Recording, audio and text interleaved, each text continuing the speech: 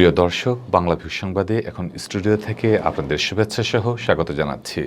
আর পুরো সংবাদে জুড়েই সঙ্গে থাকব আমি সত্যজিৎ সিংহ। আশা করছি আপনারা আমাদের সঙ্গেই থাকবেন। এখন সবার আগে শুনুন যথারীতি সংবাদ শিরোনাম। আজ থেকে যুক্তরাজ্য ফেরত প্রবাসীদের থাকতে হবে কোয়ারেন্টিনে। সিলেটে প্রস্তুত 10 হোটেল। অবশেষে রিকশামুক্ত হল সিলেটের নগরীর ব্যস্ততম বন্দরবাজার জিন্দাবাজার চৌহাট্টা সড়ক। রিকশা না থাকায় সড়ক ছিল ফাঁকা। 10 জানুয়ারি এমসি কলেজের ছাত্রাবাসে গৃহবধূ গণধর্ষণের মামলার চার্জ গঠনের তারিখ ধার্য। আসামি রনির জামিন আবেদন নামঞ্জুর। ব্লগার অনন্ত বিজয় দাস হত্যা মামলায় ওসমানী হাসপাতালের এক চিকিৎসকের সাক্ষ্য গ্রহণ। এ নিয়ে সাক্ষ্য দিলেন 16 জন। করোনায় সারা দেশে আরও 27 জনের প্রাণহানি। গেল 24 ঘন্টায় 867 জন আক্রান্ত শনাক্ত। সিলেটে 16 জন করোনা আক্রান্ত শনাক্তের দিনে সুস্থ হলেন 26 জন। একদিনে মারা গেছেন 2 জন। সিলেটে নগরীর আখালিয়া গুয়াবাড়িতে প্রবাসীর উদ্যোগে শীতবস্ত্র ও নগদ অর্থ বিতরণ। ইংরেজি নববর্ষ উপলক্ষে সিলেটে নগরীর আখালিয়া বড়বাড়িতে নাইট মিনি ফুটবল টুর্নামেন্টের উদ্বোধন। প্রধানমন্ত্রী শেখ হাসিনার ত্রাণ তহবিল থেকে সিলেট সিটি কর্পোরেশনের 9 নং ওয়ার্ডের 4 শতাধিক শীতার্থের মাঝে শীতবস্ত্র বিতরণ। ধন্যবাদ প্রিয় দর্শক আমাদের সাথে যোগ দেওয়ার জন্য। এতক্ষণ সংবাদ শিরোনাম শুনলেন, চলুন যাওয়া যাক পুরো খবরে। যুক্তরাজ্য থেকে আসা প্রবাসীদের কোয়ারেন্টিনের জন্য সিলেটে প্রস্তুত রাখা হয়েছে 10টি হোটেল। ওসমানী বিমানবন্দরে নামার পর ইমিগ্রেশন শেষে তাদেরকে 14 দিনের কোয়ারেন্টিনের জন্য সরাসরি নিয়ে আসা হবে হোটেলে। প্রাতিষ্ঠানিক কোয়ারেন্টিনের ঘোষণার পর সোমবার লন্ডন থেকে প্রথম ফ্লাইট আসছে। এই ফ্লাইটে সিলেটের 48 জন যাত্রী আসছেন। ওই ফ্লাইটে 2 শতাধিক যাত্রী সিট বুকিং দিয়েছিলেন, কিন্তু প্রাতিষ্ঠানিক কোয়ারেন্টিন ঘোষণার পর বাকিরা ফ্লাইট বাতিল করেছেন। নতুন বছরের প্রথম দিন থেকে যুক্তরাজ্য ফেরত যাত্রীদের জন্য প্রাতিষ্ঠানিক কোয়ারেন্টিন বাধ্যতামূলক করা হয়। এরপর থেকে ফ্লাইট বাতিলের হিড়িক পড়ে। সোমবার লন্ডন থেকে আসা ফ্লাইটে 2 শতাধিক যাত্রী টিকিট কেটেছিলেন, কিন্তু দেশে ফিরে নিজ খরচে 14 দিন কোয়ারেন্টিনে থাকতে হবে এ ভয়ে 3/4 যাত্রী ফ্লাইট বাতিল করেন। সোমবার যারা সিলেটে ফিরবেন তাদেরকে হোটেল হলিসাইড ও স্টার প্যাসিফিকে রাখা হবে। এদিকে দেশে আসার পর কোয়ারেন্টিনে থাকার জন্য জেলা প্রশাসন বিভিন্ন মানের 10টি হোটেল প্রস্তুত রেখেছে। এর মধ্যে রয়েছে আম্বরখানার হোটেল ব্রিটানিয়া, ধুপাদিঘির পাড়ের হোটেল অনুরাগ, মীরের ময়দানস্থ লারোজ, দুর্গাগেটস্থ হোটেল হলিসাইড, মীরাবাজারস্থ হোটেল সুপ্রিম, মেন্দিবাগস্থ হোটেল গার্ডেন ইন, দুর্গাগেটস্থ hotel star pacific, hotel holy gate ও সুবানীঘাটস্থ হোটেল ভ্যালি গার্ডেন। সিলেটের জেলা প্রশাসক এম কাজী এমদাদুল ইসলাম জানান, সিলেটে যুক্তরাজ্য ফেরত প্রবাসীদের কোয়ারেন্টিনের জন্য 10টি হোটেল প্রস্তুত রাখা হয়েছে। এই হোটেলগুলোতে প্রায় 700 যাত্রীকে কোয়ারেন্টিনে রাখা যাবে। সোমবার যারা আসবেন তাদেরকে হোটেল হলিসাইড ও স্টার প্যাসিফিকে পাঠানো হবে। পরবর্তী ফ্লাইটের যাত্রীদেরকে হোটেলের নাম দিয়ে দেওয়া হবে। তারা দেশে আসার আগেই হোটেল ঠিক করে আসবেন। বিমান বাংলাদেশ এয়ারলাইন্সের সিলেট অফিসের ব্যবস্থাপক শাহনেওয়াজ মজুমদার জানান, সোমবার বাংলাদেশ বিমানের ফ্লাইটে 48 জন যাত্রী আসবেন, অথচ এই ফ্লাইটে 2 শতাধিক যাত্রী টিকিট কেটেছিলেন। দেশে ফিরে নিজ খরচে 14 দিন কোয়ারেন্টিনে থাকতে হবে এই ভয়ে বাকিরা ফ্লাইট বাতিল করেছেন। কোয়ারেন্টিনের ভয়ে খুব প্রয়োজন ছাড়া যুক্তরাজ্য প্রবাসীরা দেশে ফিরতে চাইছেন না বলে মন্তব্য করেন তিনি।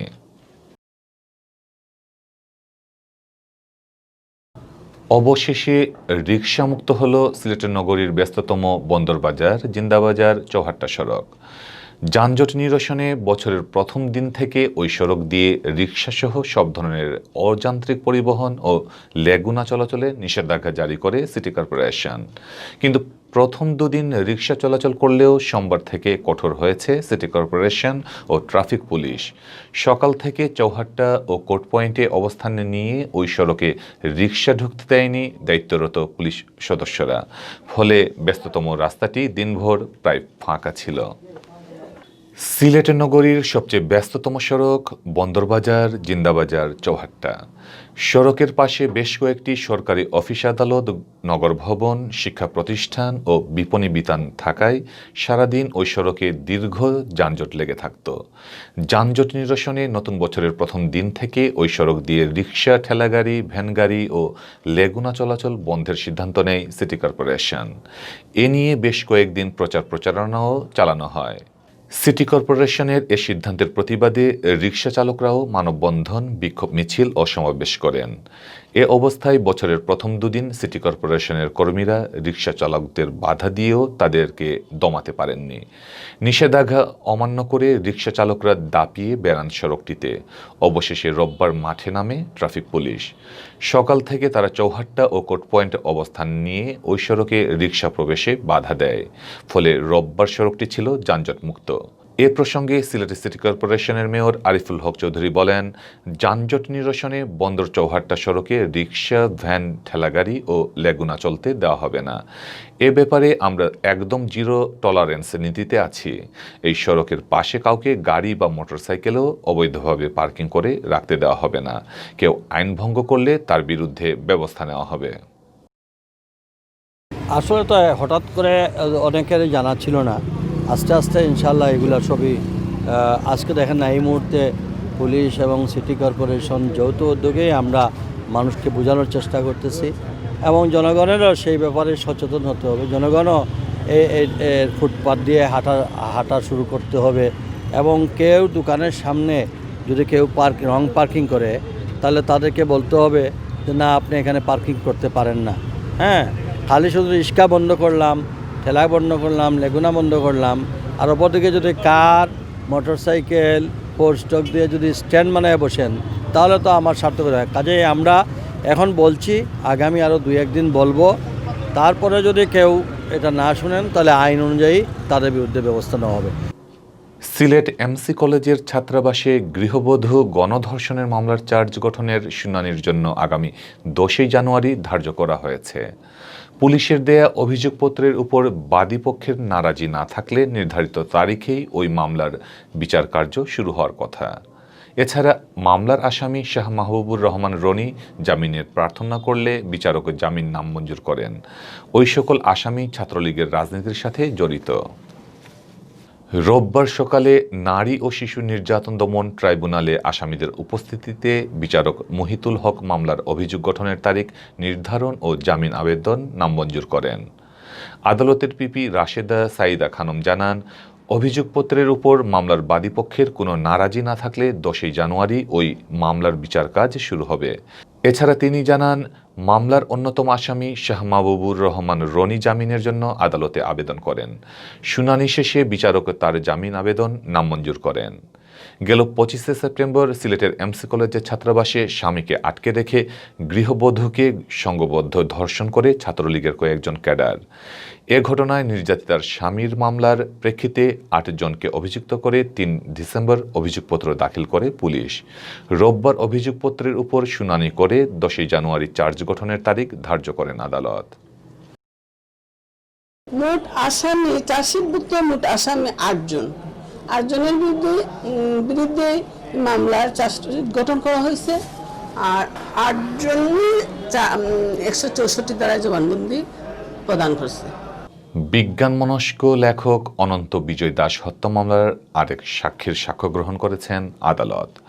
রোববার সিলেটের সন্ত্রাস বিরোধী ট্রাইব্যুনালের বিচারক মোহাম্মদ নুরুল আমিন বিপ্লবের আদালতে সাক্ষ্য দেন ওসমানী মেডিকেল কলেজ হাসপাতালের চিকিৎসক শামসুল আমিন। সুরতহাল প্রতিবেদনের সাক্ষী হিসেবে তিনি সাক্ষ্য প্রদান করেন। এ নিয়ে চাঞ্চল্যকর এই মামলার 16 জন সাক্ষী সাক্ষ্য প্রদান করলেন। 2015 সালের 12 মে সকালে নিজ বাসার সামনে খুন হওয়ার পর অনন্ত বিজয়ের মরদেহ উদ্ধার করে ওসমানী মেডিকেল কলেজ হাসপাতালে নিয়ে যায় পুলিশ। সেখানেই মরদেহের সুরতহাল করা হয়। সুরতহালের সময় সাক্ষী হিসেবে ডক্টর শামসুল আমিন উপস্থিত ছিলেন। মামলার বাদীপক্ষের আইনজীবী ও জেলা আইনজীবী সমিতির সাবেক সভাপতি এমাদ উল্লাহ শহীদুল ইসলাম বলেন, এই মামলায় মোট 29 জন সাক্ষী রয়েছেন। এর মধ্যে 5 বছরের মাত্র 16 জন সাক্ষ্য প্রদান করলেন। তিনি জানান, এর আগে গত 1 ডিসেম্বর আবুল কাশেম নামের এক কলেজের শিক্ষক ওই মামলায় সাক্ষ্য প্রদান করেন। এছাড়া 3 নভেম্বর ও 6 অক্টোবর আরও 2 সাক্ষীর সাক্ষ্য গ্রহণ করা হয়। ট্রাইব্যুনালের পিপি আব্দুল মজিদ খান বলেন, এ মামলায় রাষ্ট্রপক্ষের সাক্ষীসহ 13 জনের সাক্ষ্য গ্রহণ বাকি আছে। দ্রুত সাক্ষ্য গ্রহণ সম্পন্নের প্রক্রিয়া চলছে। 2015 সালের 12 মে সকালে সিলেটের নগরীর সুবিদবাজারে নিজ বাসার সামনে খুন হন বিজ্ঞান লেখক ও গণজাগরণ মঞ্চের সংগঠক অনন্ত বিজয় দাস। কর্মস্থলে যাওয়ার জন্য বাসা থেকে বের হলে উগ্রবাদীরা তাকে কুপিয়ে হত্যা করে। হত্যাকাণ্ডের দিনই অনন্তের বড় ভাই রত্নেশ্বর দাস বিমানবন্দর থানায় অজ্ঞাত 4 জনকে আসামি করে একটি হত্যা মামলা দায়ের করেন।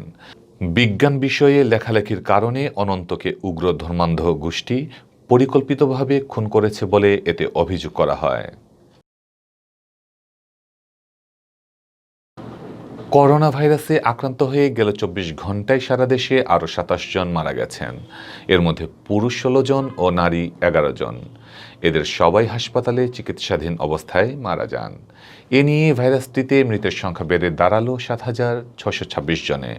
শনিবার বিকেলে স্বাস্থ্য অধিদপ্তরের অতিরিক্ত মহাপরিচালক অধ্যাপক ডক্টর নাসিমা সুলতানা স্বাক্ষরিত করোনা বিষয়ক এক সংবাদ বিজ্ঞপ্তিতে এ তথ্য জানানো হয়। বিজ্ঞপ্তিতে আরও বলা হয়, গেল 24 ঘন্টায় দেশের 180টি ল্যাবে 10,867টি নমুনা সংগ্রহ করা হয়। আগের কয়েকটি মিলিয়ে পরীক্ষা করা হয় 10,925টি নমুনা। এ নিয়ে মোট নমুনা পরীক্ষার সংখ্যা দাঁড়ালো 32,60,327টি। নতুন নমুনা পরীক্ষায় করোনা রোগী শনাক্ত হয়েছেন 835 জন। এ নিয়ে দেশে মোট শনাক্ত রোগীর সংখ্যা 5,16,019 জন। রাজধানীসহ দেশের বিভিন্ন হাসপাতাল ও বাড়িতে উপসর্গবিহীন রোগীসহ গেল 24 ঘন্টায় সুস্থ হয়েছেন 978 জন। এ পর্যন্ত মোট সুস্থ হয়েছেন 4,60,598 জন। গেল 24 ঘন্টায় নমুনা পরীক্ষার হার 7.64%। এ পর্যন্ত নমুনা পরীক্ষায় বিবেচনায় শনাক্তের হার 15.83% এবং শনাক্ত বিবেচনায় সুস্থতার হার 89.26%। শনাক্ত বিবেচনায় মৃত্যুর হার 1.48%। গেল 8 মার্চ দেশে প্রথম করোনা ভাইরাসে আক্রান্ত রোগী শনাক্ত হয়। এর 10 দিনের মাথায় 18 মার্চ প্রথম করোনা রোগীর মৃত্যু হয়। 3 জানুয়ারি পর্যন্ত মোট মৃত্যু 7,626 জনের মধ্যে পুরুষ 5,797 জন ও নারী 1,829 জন।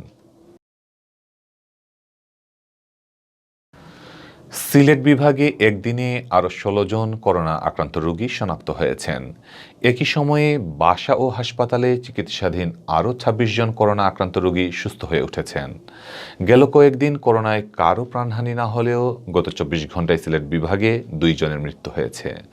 রোববার সকালে স্বাস্থ্য অধিদপ্তরের সিলেট বিভাগীয় পরিচালক ডক্টর সুলতানা রাজিয়া স্বাক্ষরিত এক প্রতিবেদনে এ তথ্য জানানো হয়। বিজ্ঞপ্তিতে বলা হয়, গেল 24 ঘন্টায় সিলেটে আরও 16 জন করোনা আক্রান্ত রোগী শনাক্ত হয়েছেন, যাদের মধ্যে সিলেট জেলায় সর্বাধিক 8 জন।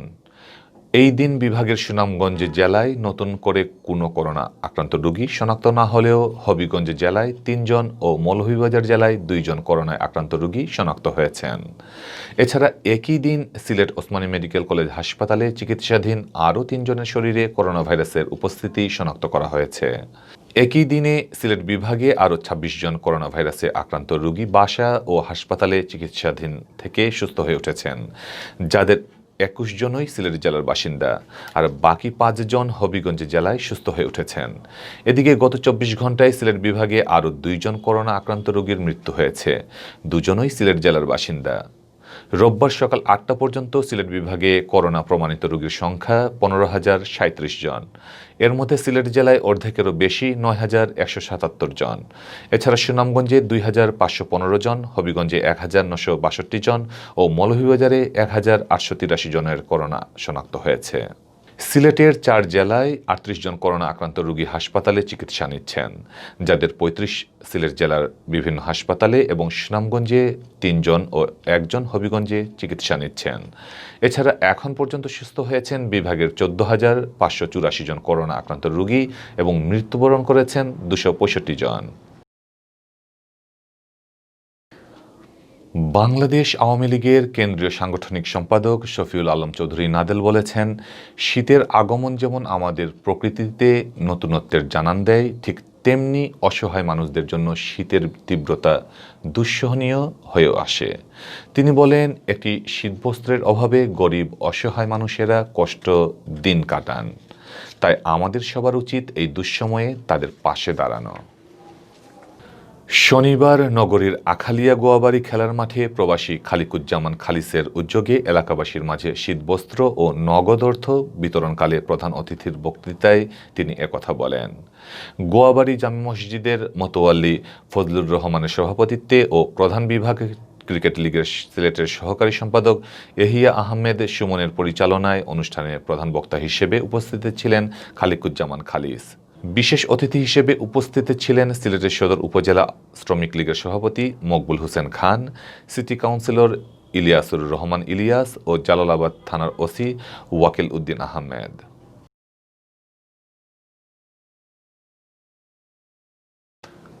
ইংরেজি নববর্ষ উপলক্ষে সিলেটের সদর উপজেলার আখালিয়া বড়বাড়ি, চান্দিওয়ালা ও খলাপাড়া এলাকাবাসীর উদ্যোগে মিনি ফুটবল টুর্নামেন্ট শুরু হয়েছে। শনিবার বড়বাড়ি এলাকার মরহুম আব্দুল গনি মিয়া মাঠে এ টুর্নামেন্টের উদ্বোধন করা হয়। বড়বাড়ি এলাকার বিশিষ্ট মুরব্বী মোহাম্মদ সুলতান মিয়া বাদশার সভাপতিত্বে ও মোহাম্মদ জিসান আহমেদের পরিচালনায় উদ্বোধনী অনুষ্ঠানে প্রধান অতিথির বক্তব্য রাখেন সিলেট জেলা প্রেস ক্লাবের সদ্য সাবেক সাধারণ সম্পাদক ও বাংলাদেশ প্রতিদিনের নিজস্ব প্রতিবেদক শাহাদিদার আলম চৌধুরী নোবেল। প্রধান অতিথির বক্তব্যে তিনি বলেন, খেলাধুলা শারীরিক ও মানসিক বিকাশ ঘটায়। যুব সমাজ খেলাধুলার মাধ্যমে মাদক থেকে বিরত থাকতে পারে। এরকম টুর্নামেন্ট নিয়মিত আয়োজন করা গেলে আমাদের যুব সমাজকে সুস্থ ধারায় ধরে রাখা সম্ভব হবে। অনুষ্ঠানে প্রধান বক্তার বক্তব্য রাখেন সিলেট জেলা প্রেস ক্লাবের নবনির্বাচিত সাধারণ সম্পাদক সামির মাহমুদ। বিশেষ অতিথির বক্তব্য রাখেন এলাকার মুরব্বী আব্দুর রব, ৮ নং ওয়ার্ড আওয়ামী লীগের সাধারণ সম্পাদক নজরুল ইসলাম নজু, মুরব্বী রাজু মিয়া, আখালিয়া নবাবী মসজিদ ব্যবসায়ী সমিতির সভাপতি তৈমুর রাজা, আখালিয়া নতুন বাজার ব্যবসায়ী সমিতির সভাপতি দেলোয়ার হোসেন জয়, সাংবাদিক শাহিন আহমদ। প্রধানমন্ত্রী শেখ হাসিনার ত্রাণ তহবিল থেকে সিলেট সিটি কর্পোরেশনের ৯ নং ওয়ার্ডের ৪ শতাধিক দরিদ্র শীতার্ত মানুষের মধ্যে শীতবস্ত্র বিতরণ করা হয়েছে। শনিবার স্থানীয় কাউন্সিলর মুখলিসুর রহমান কামরানের বাসভবনে এই শীতবস্ত্র বিতরণ করা হয়। ৯ নং ওয়ার্ড আওয়ামী লীগের সভাপতি কামাল আহমেদের সভাপতিত্বে শীতবস্ত্র বিতরণ অনুষ্ঠানে প্রধান অতিথি হিসেবে উপস্থিত ছিলেন মহানগর আওয়ামী লীগের সভাপতি বীর মুক্তিযোদ্ধা মাসুকুদ্দিন আহমদ। বিশেষ অতিথির বক্তব্য রাখেন মহানগর আওয়ামী লীগের সাধারণ সম্পাদক অধ্যাপক Zakir Hossain, city councillor Mukhlisur Rahman Kamran, ward Awami লীগের সাধারণ সম্পাদক অ্যাডভোকেট মুস্তাফা দিলওয়ার আল আজহার। প্রধান অতিথির বক্তব্যে বীর মুক্তিযোদ্ধা মাসুকুদ্দিন আহমদ বলেন, আওয়ামী লীগ সরকার সবসময় দেশের মানুষের কল্যাণে কাজ করছে। প্রধানমন্ত্রী শেখ হাসিনা জনগণের সেবক হিসেবে মানুষের কল্যাণে কাজ করে যাচ্ছেন।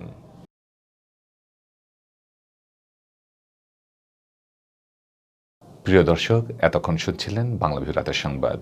দেখার আমন্ত্রণ জানিয়ে বিদায় নিচ্ছি। সাথে থাকার জন্য ধন্যবাদ।